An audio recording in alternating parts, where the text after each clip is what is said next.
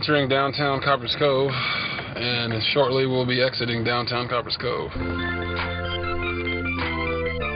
I know many people see many things in him. They see the great athlete, they see him, academically, things that he, did in college, but I just see his parents, and I know personally how much they poured into him. In everything I do, I still remember what they did and what they sacrificed to help me get to where I'm at.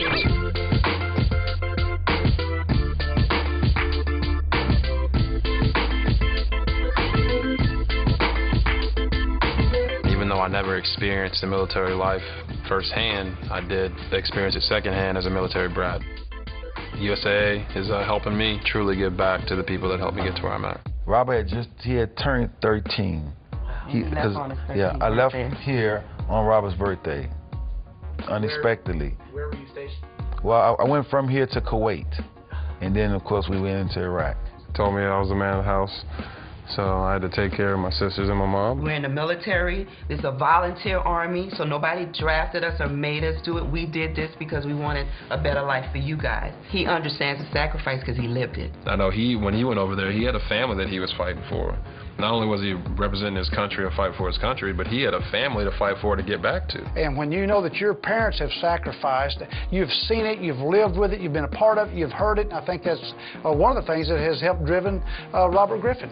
I fight not necessarily as in part of the military, but I fight in my life because I wanted to make sure I took care of them. To be frank with you, he could be a pro in a lot of different sports, not just football. He's a world-class track athlete, no question about it. Almost made the Olympics when he's 18 years old.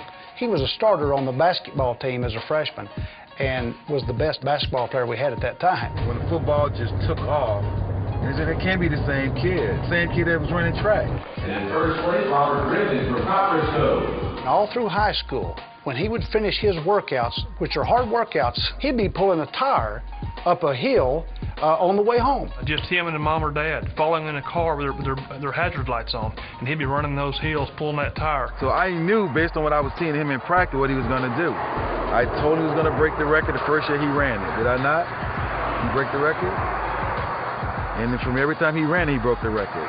For three-year span, every time he ran, he broke a record. And, every time. It's proven. This hill is proven. Just like Arnold's muscles are proven, so people want to lift like him, they want to run like me, so they come out here. I got the medium afro, working it a little bit, not too much. So right now we're at Bulldog Stadium. That's where I earned my scholarship to Baylor, so a lot of memories here. High school football is at its purest form. You get to play with the guys you grew up with, so you got 11 years, 12 years with those guys, and you'll never forget that moment. When I got to college, I started saluting for a tribute to my dad. It's the same reason I wear the 3rd on the back of my jersey, because I take pride in being Robert Griffin III. He has that military connection. He has that military base in his life where he always wants to give back. The NFL tries to do as much as it can to show its appreciation to the troops. So with my parents both being in the military, so they asked me to carry out the flag, to be on the biggest stage in the NFL. It was truly an honor to be able to bring that flag out on the field, salute the troops, and then go win the game.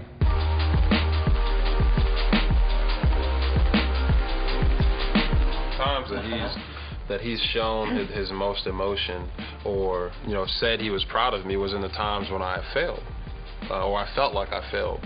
So I came in second, and it seems real petty now, but I came in second, and I was devastated.